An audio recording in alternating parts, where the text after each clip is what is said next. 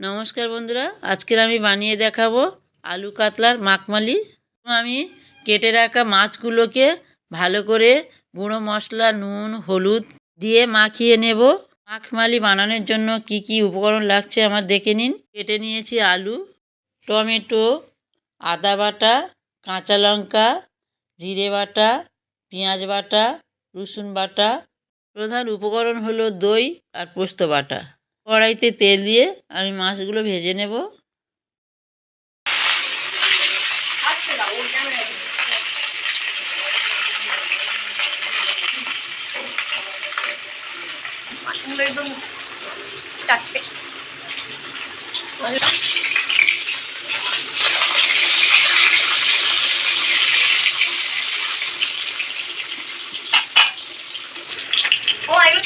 আমার মাছ ভাজা হয়ে গেছে, আমি মাছগুলো তুলে নেব আর বাকি মাছগুলো ভেজে নেব।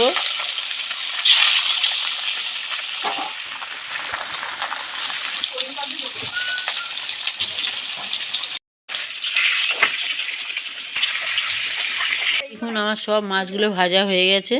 মাছ ভাজার তেলে আমি আলুগুলোকে ভেজে নেব। আলু ভাজার সময় আমি এর মধ্যে নুন ও হলুদ দিয়েছি।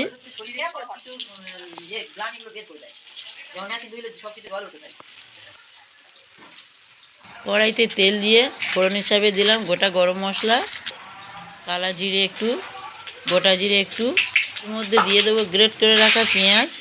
ভাজা লাল হলে দিয়ে দিচ্ছি রসুন বাটা, কাঁচা লঙ্কা, টমেটো, আদা বাটা, জিরে বাটা দিয়ে ভালো করে কষিয়ে হলুদের গুঁড়ো, লঙ্কার গুঁড়ো, তারপর ভেজে রাখা আলুগুলো দিয়ে ভালো করে মশলার সাথে কষিয়ে নেব।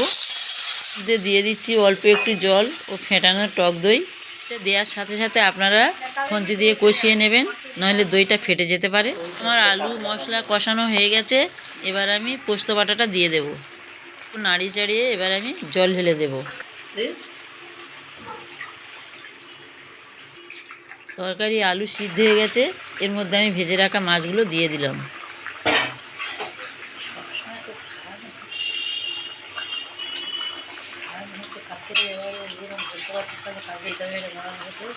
রান্নাটা হয়ে গেছে, এবার আমি কুচনো ধনেপাতা দিয়ে গরম মশলা দিয়ে নামিয়ে নেব।